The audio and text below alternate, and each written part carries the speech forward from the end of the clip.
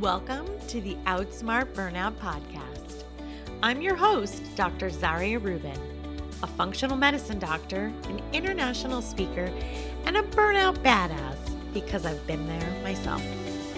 After walking away from my own high-stress medical career, I discovered how to break free from burnout to reclaim my passion, purpose, and joy. And now I'm here to help you do the same. From science-backed tips to time-saving hacks, and hopefully some aha moments that just might change your life. So sit back, relax, and let's do this. Lisa Danahy is a certified yoga therapist, advanced yoga and mindfulness educator, and founder and CEO of the nonprofit Create Calm, which has brought mindfulness-based regulation programs into hundreds of schools and community organizations since 2016. Her book, Creating Calm in Your Classroom, addresses a simple yet disruptive idea.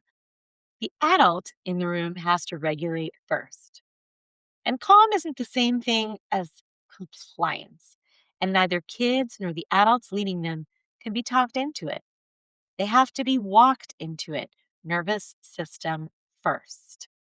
So we're going to dive into all of this, as well as all of the ways the nervous system and dysregulation contributes to burnout.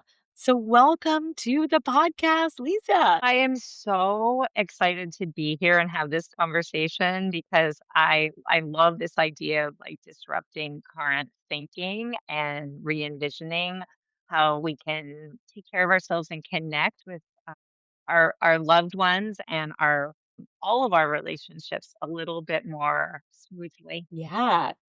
Yeah, I'm excited to dive in as well. And I feel like the place where I always start with my amazing guests is to learn a little bit more about your journey and how you went from really being in corporate HR. I think you worked at a law firm to then reinventing yourself and becoming a yoga teacher and therapist and then getting into schools. And so, talk us through that journey and how one thing led to another to where you are now. Absolutely.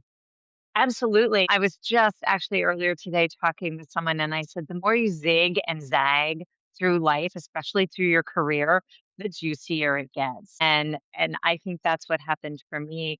I was pretty much your typical career person. I took on the role of working girl, right? And I was out there working long hours and contributing to corporate America the way I thought was best. Yes, I worked at a big law firm. There was a lot of pressure, um, and and it required a level of attentiveness that was always there, and I did not realize what a toll it was taking on me physically, mentally, emotionally, because I thought that the solution was just work harder, work longer, take on more of a workload.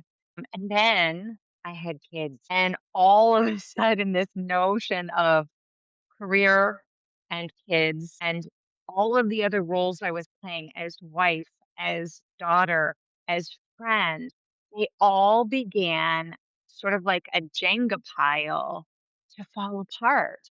And I couldn't maintain that same level of attentiveness to that career, those kids, those relationships all at the same time. So I realized that something had to shift. So I made a decision to go into education and take my background in management and human resources and use it to support an educational system because I thought maybe if I can help to develop systems and curricula that focus on social emotional learning, if I can help develop these little ones, they won't get to where I am. And so spent 20 years running an early learning program. And in that time, I picked up personally a yoga practice.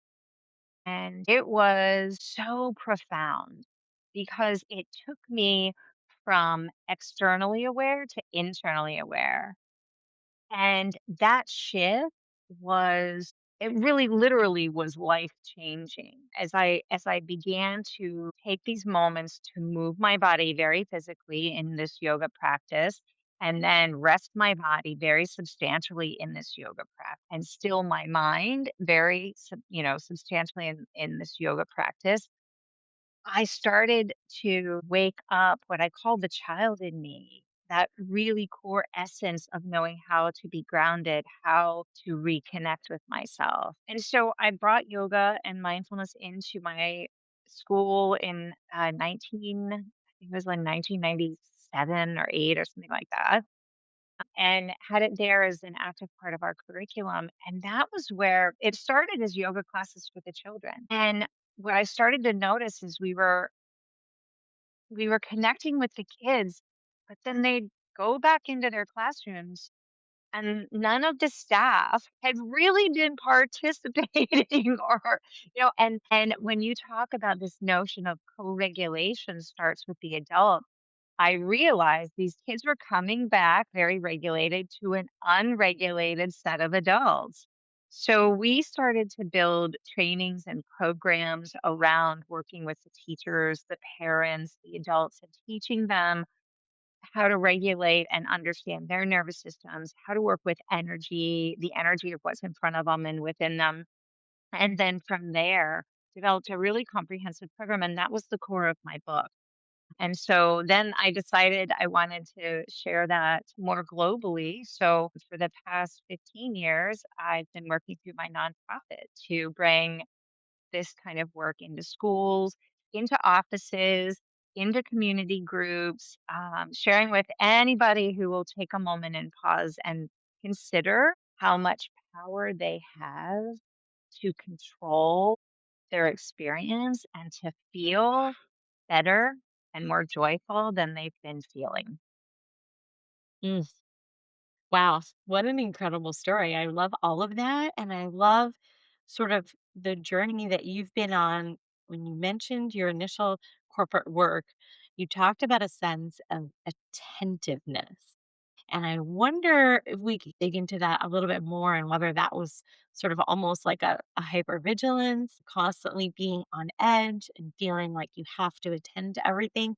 And then moving into the other part of your journey and the yoga trajectory, moving from externally aware to internally aware, and what that was like and how that transition and transformation moved you through the different ways of experiencing the world and different ways of kind of resetting your nervous system.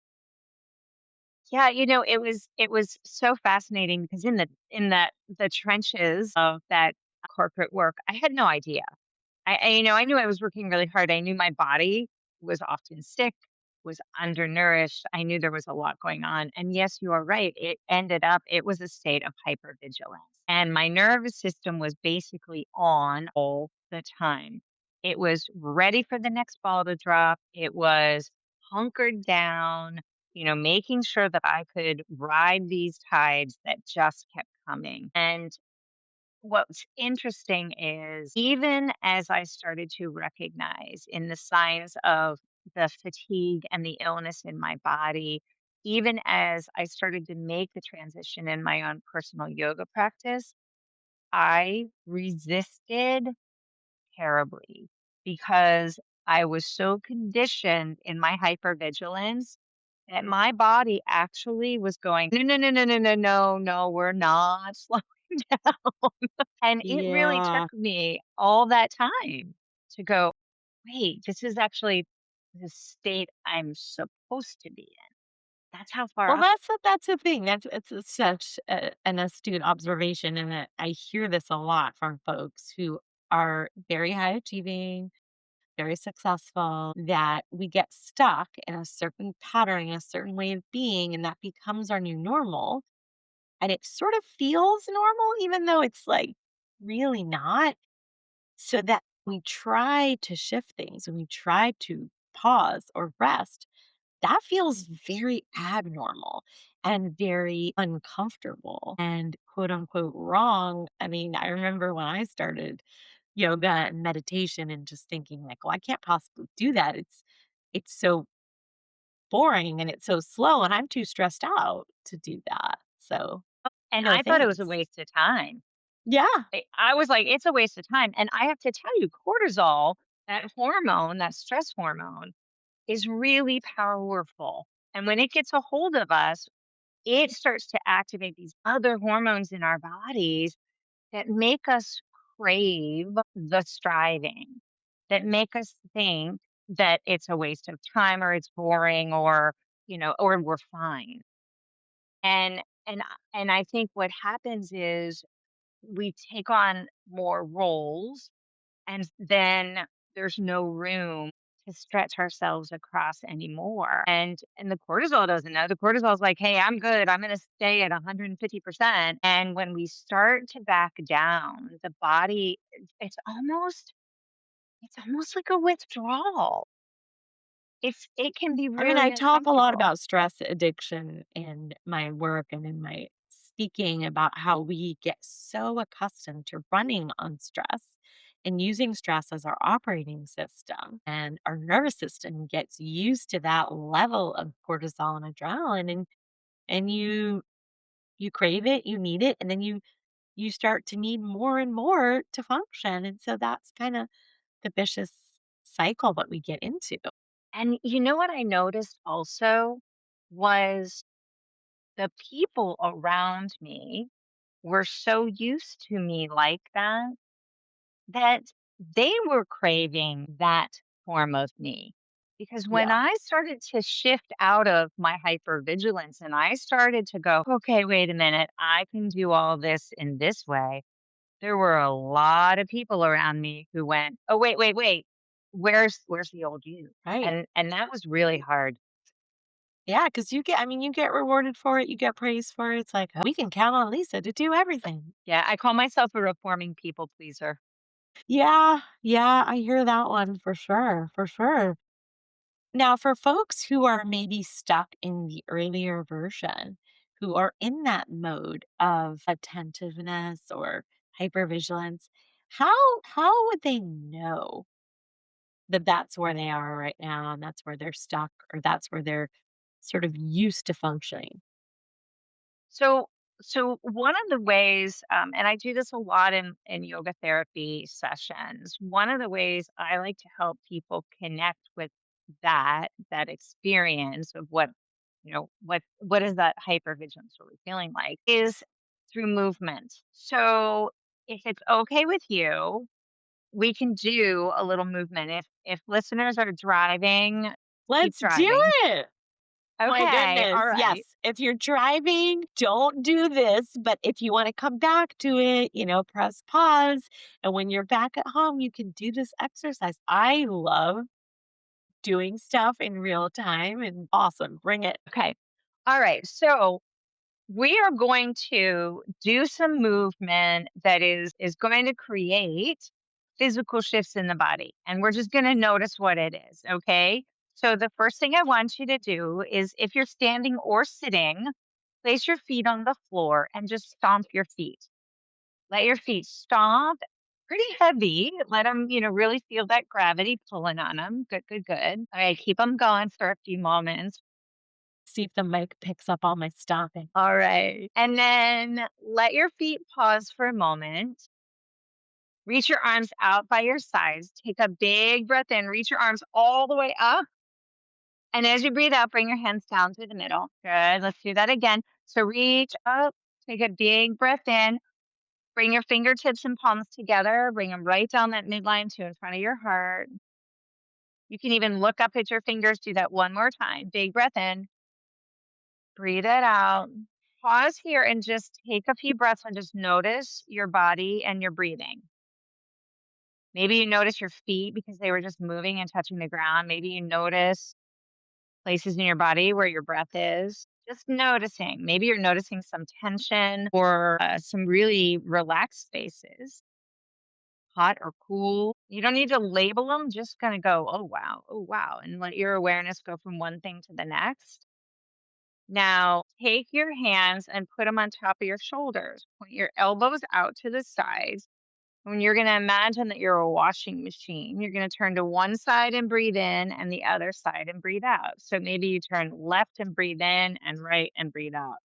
And you're just going to twist your upper body side to side. You may need to slide forward in your chair. And once you get the rhythm with the breath, just make it kind of swing so you're not even thinking about it. And gradually let the breath come in and out through your nose and make it go a little quicker and go as quickly as you can. And notice if this is feeling like it's a challenge or if this is feeling really good. So just swinging on the center point of your body, just rotating through your ribs, left, right, left, right. Good. Keep it going. Keep it going. All right. Keep it going. Just a few more. You're almost there. You're doing great. All right. Bring it back to center. Keep your hands there. Take a big breath in. Exhale. Relax your arms down into your lap or by your sides. And just take a few breaths. Notice if you want to take a deeper breath. Notice if you want to yawn. Notice if you want to move some more or be still. And then notice if there's been any shift in your body or in your thinking or in how you feel. When you're ready, open your eyes. So tell me, what was that like for you? Wow, that was incredible. I It's interesting because I don't really spend a lot of time thinking about my feet. None of They're us just do. sort of they're just there and they do a lot of work. They do a lot of heavy lifting.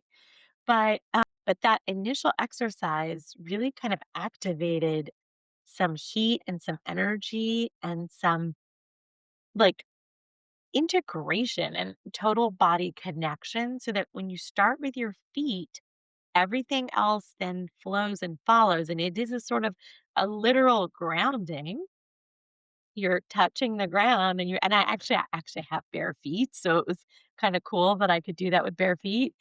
And yeah, and then I also I'm cheating a little bit because I have this really cool yoga swivel chair. So my chair swivels and I was able to do that swinging exercise moving that way. And I also love, being a former neurologist myself, all of the bilateral cross, stimulation of the brain that helps, integrate things. And so, yeah, I thought it was pretty amazing. I want to do this every day now. I was just going to say, let's put it on your to do list to do every day. So that was only about 2 minutes. Yeah, it was And really quick. right. And so what we did was exactly what you said. We grounded through the feet. We literally created the grounding of our current, our electrical current, because we are electric beings. We are energetic beings. So we grounded the current and then we brought it up. We brought it up and out with that big, I call that balloon breath. And then we brought it right down in the midline so that we're connecting that left and right hemispheres of the body and the mind. And then the swinging is bringing us, like you said, bilaterally into those spaces so that when it ends, we have this kind of neutral space that we come back to. And from there, some folks may have gone, wow, my shoulders were definitely holding more than they are now, or my mind quieted because it's really hard to think and have thoughts that you can track when you're pivoting through the midline. When you're stomping your feet, it's really hard to think about, the to-do list. And so what we did was we gave your mind a little bit of a break and we let it be responsible for the rhythm and the breath and the sensations and we brought you back into your body. And I think that's the first step to going, okay, so maybe I am in this space of hypervigilance.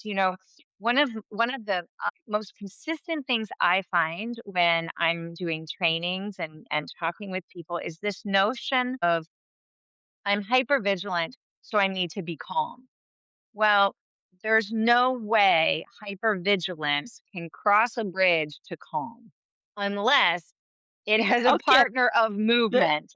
This is gold right here, okay? Because I think that that is often sort of a bridge too far, and people think they have to go from this really heightened state that is triggered and stressed and in high output mode and hypervigilant mode, and then it's like, "Okay, I need to calm down." It's not gonna work. No, and then the question too is, what is calm? Calm isn't sedated. Calm isn't submissive. Calm isn't suffocated. Calm isn't withdrawn. Calm is steady, confident, focused, aware, aligned, and super in your power. So my calm, I laugh all the time when people go, I just have to be zen. And I'm like, well, my zen is Yeah, joyful, you know? And exactly. and what I've done though is I've replaced the hypervigilance with appropriate movement of energy at at a space where it lets me playfully go higher and lower and get to where I want to be balanced. And that's where I need a lot of help going across that bridge. I need movement, I need breath, I need present moment awareness, and those are the friends that I need to make before I cross the bridge. And I need to meet up with them and start practicing with them, and then we hold hands and go across, and calm is easy to get to. Okay. All right. So I'm a big visualization analogy person. So I'm visualizing it as like two sides of a riverbank. And you've got this hypervigilant, sort of heightened nervous system staying on one side of the river. And then on the other side of the river is this more calm, regulated state. Now, you can't get across that river. I mean, because maybe there is no Current's too bridge. strong. The Yeah, current's too strong, the water's too deep, it's too cold, there's, I don't know, river sharks, I don't know. So you need to build that bridge or you need a sturdy boat and you need ways of getting across. And so you mentioned a couple of really good ones. So talk us through those again. You said one was movement, which we just did. We just did this kind of intentional movement. For folks at home who maybe don't have a yoga practice or they don't have an amazing guide with them, they could go for a walk or do some absolutely. form of exercise, right? So movement, you Yeah. mentioned breath. Talk to us about that piece. So first of all, when we move, we breathe. So This is true. so a lot of times I hear that the entry into calm is breathing, but I would argue that the entry into calm is movement because movement is the entry into breathing. I have never met Hey. someone who, as I get them moving, their breath doesn't want to keep up, and their breath, and so what I like to do is movement that invites the breath. As we were doing this balloon breath, we were guiding it, but we stomped the feet. We were doing this with the breath, so the movement was inviting a rhythm of the breath, an awareness of the breath. Because when I practice that way, when I practice this natural flow of my breath, I get away from the striving, the competition, the type A, I have to breathe the way people tell me to breathe. We invite it a little bit more naturally. But then once we've done that more and more, it's much easier to step into more structured breathing practices, counting the breath. If I have regularly practiced movement that engages my breath and I'm noticing my breath, then I can start to count, and I can count with a way that doesn't cause more friction, that doesn't cause more agitation, but actually lets me pattern it. And then once I do that, I then has started to practice the techniques to access my nervous system intentionally. And in the crisis moment, when I go back to my old way of hypervigilance, I then go, wait a minute, I have that breathing that I do that helps me feel really balanced, and I can activate it. So if I'm practicing it over here and more playfully, more curiously, then it becomes a resource that I can use later. Yeah, I always try to tell folks, teach folks, let's build up the toolkit when we're in a more state of calm so that we can use it when we're in a more activated state. And it's not the time to learn or to practice. Practice when you're not stressed. Yeah. Okay, so that was number two. And then number three, you mentioned sort of attention, awareness, mindfulness, you might call it, to the present moment and your environment. Talk to us a little more about that. Yeah, so I remember one time I was leading a training for high school students who wanted to become yoga teachers, and the goal was to make them yoga teachers so they could come back into their communities and bring the tools. And I was talking about the notion of movement allows us to tap into the energy, and once we tap into the energy, I was teaching them something called the bell-shaped curve. We want to kind of connect with the energy and then ultimately let it get really high, let it get really low and play with it. And so as we were leading these yoga experiences, we did a lot of movement, we were doing some breathing, and then I had them rest and be still. And that rest becomes critical because that's the integrative space. That's the space where the body goes, whoa, okay, what was that? And the mind has kind of checked out already because of the movement and the breathing. So it becomes this really comfortable space of stillness. And from there, we can start to be the witness. We can start to be the observer of the experience instead of the participant in the experience. And when we can do that, I can say, I feel this tingling in my leg after stomping my foot. My breath is moving into spaces inside of me that I've never been aware of before. And so we can start to have this witness observer capacity to notice what we might need. And just as often as to reduce my energy and calm down, I need to raise my energy and get my butt in gear. So that sequence of movement, breathing, rest, and mindfulness lets me practice, like you said, before I'm in the crisis, it lets me practice this going in and out of my internal, external spaces and knowing how much I actually can know about my experience and what's going on, but also what do I really need? You know, I went through a pretty significant time in my life where I had an amazing psychotherapist working with me. And at one point, she said, "Well, what do you need?"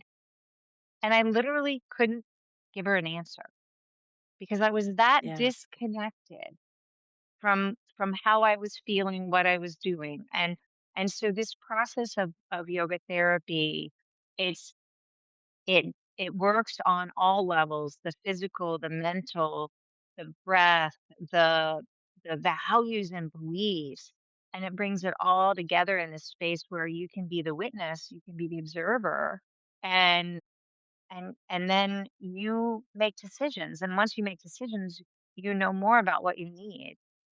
And then what's even more beautiful about that is you become accountable, and even as you become more vulnerable because you're more aware, you become accountable and more comfortable with where you are because you're not afraid of making decisions because you know your decisions are going to be right for you. Wow, that's a lot to sit with and think about. I think for a lot of us, I know for myself specifically at a certain time in my life, there was a lot of avoidance of that third stage of the getting to calm and getting to actually listen to what was going on in the mind because you don't necessarily want to confront any of that. And you're trying to avoid it with work and with constant doing rather than being. Because when you take that moment to pause and to be and to explore what's inside the mind, you actually have to confront and come to terms with things that maybe aren't so nice. Right. And it takes such courage to, instead of being looking at the outside for validation, to look at the inside. And when I was going through that time period, I remember having this realization that I spent most of my life value driven, but as I became more aware in that third space, I started to become value aligned internally. And I started to recognize where I could make changes and be accountable and be connected to my experiences to stay value aligned instead of externally driven to try to demonstrate my values in certain situations outside. Yeah, I think that that's very salient to burnout because, I mean, when we're misaligned with our values and we're doing work that is not in line and synergistic with who we are and what we need and what we truly want, but we're driven by external factors, by achievement, by all of these external validators, then that is a recipe for burnout. Yeah, that's exactly right. Because what happens is when the body starts to fall apart because it's in this state of go, go, go, and the hormones are out of this out in outer space, and we are losing the capacity to hold on. We've got to be able to come back to who we are, because when all that goes, if we've been externally focused for so long and so intensely, when it starts to fray, there's an emptiness, there's a disconnect on the inside. And that feels really scary and really hollow.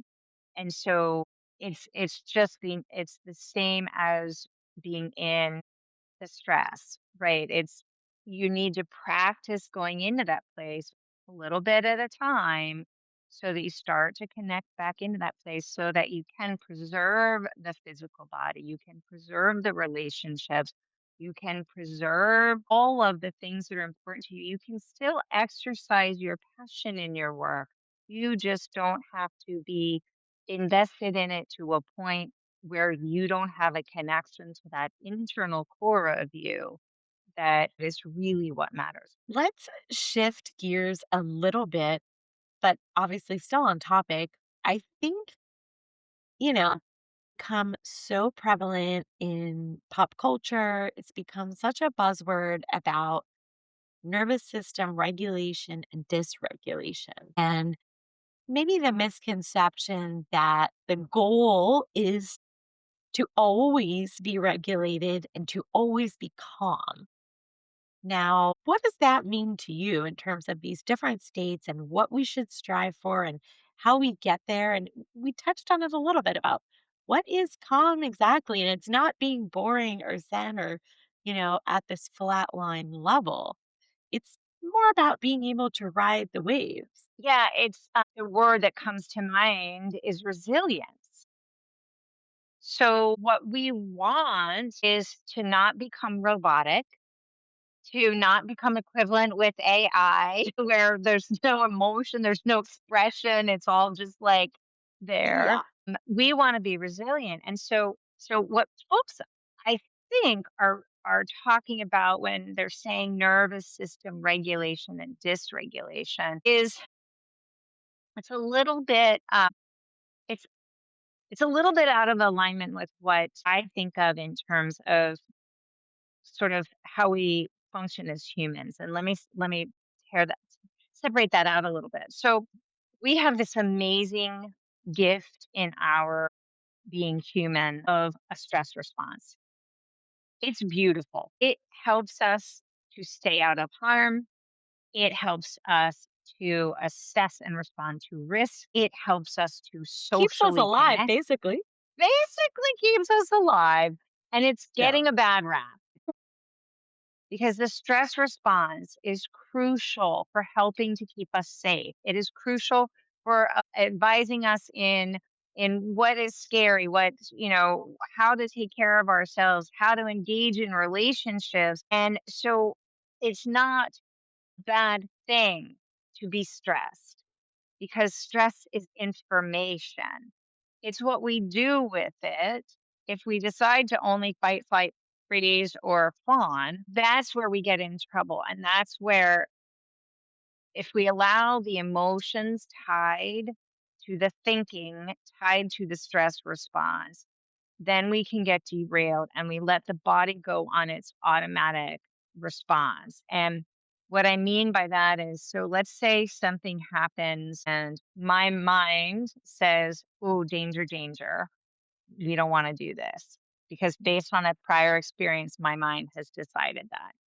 So immediately my mind taps into my body. It starts to clench my chest. It starts to shorten my breath. It literally starts to squeeze my body to protect my organs. It's physiologically hunkering down to prepare for what is perceived as danger.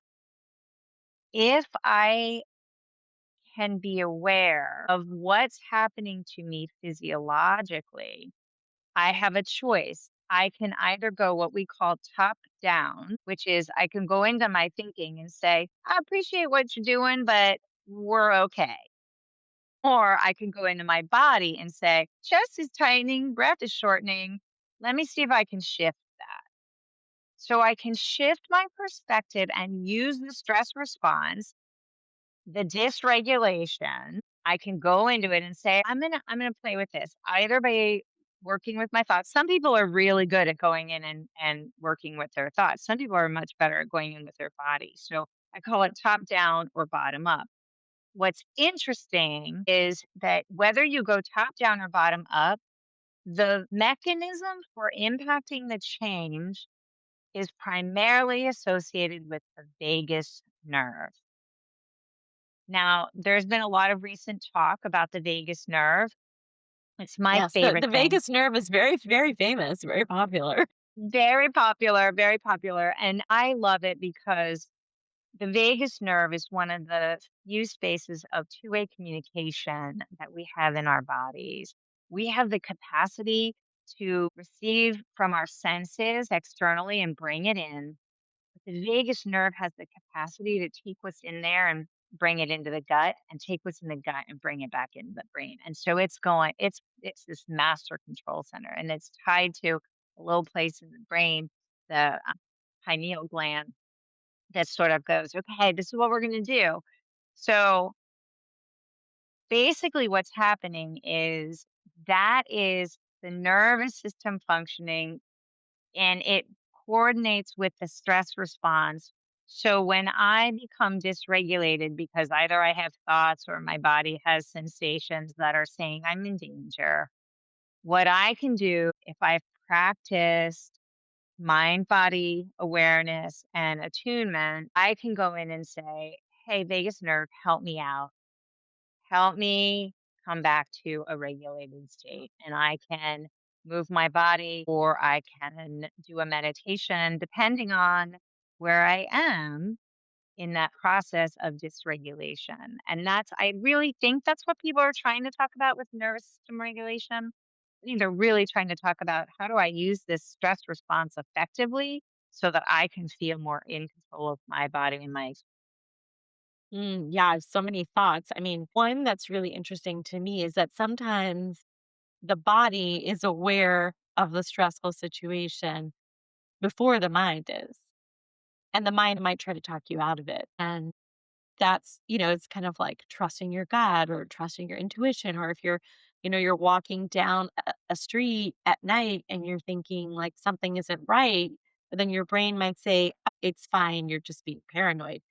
You got to trust that body reaction sometimes.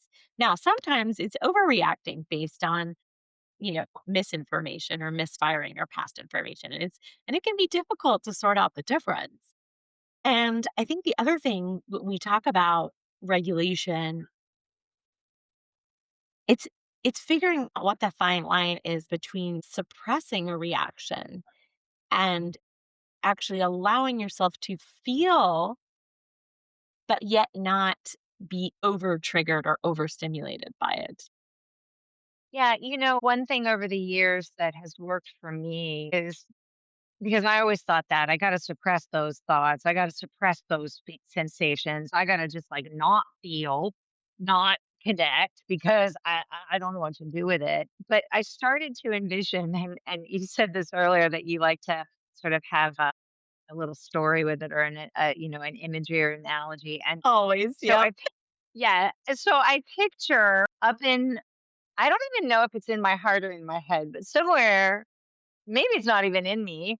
I have the most amazing counsel. I have a team.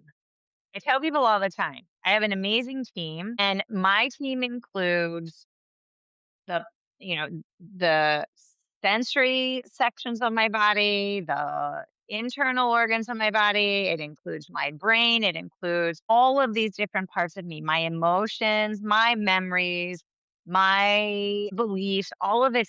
They all sit at a table and we all have regular conference calls, but they all have like the hotline to me and they can all directly call me. But what happens is in the past, they would call me and I'd go, okay, I'll take care of it. Now I go, all right, let's work on that.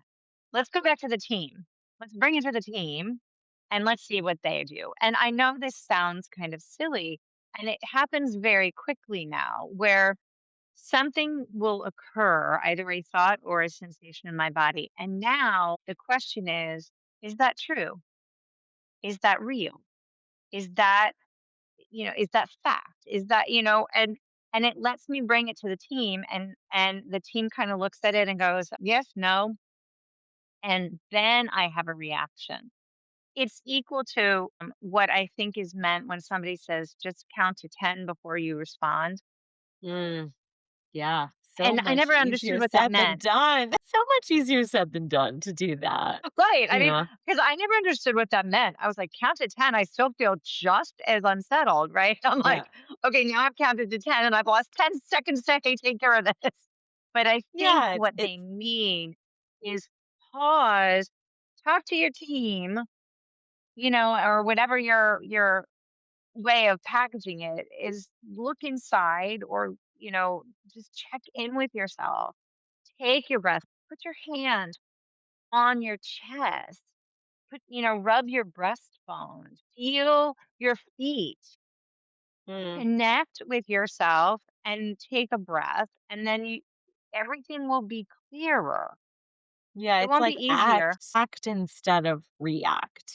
Choose your action and your response instead of just reacting in the moment. Yeah. But in order to do that, I need to have that awareness. I need to Yes. know what's going on in my body.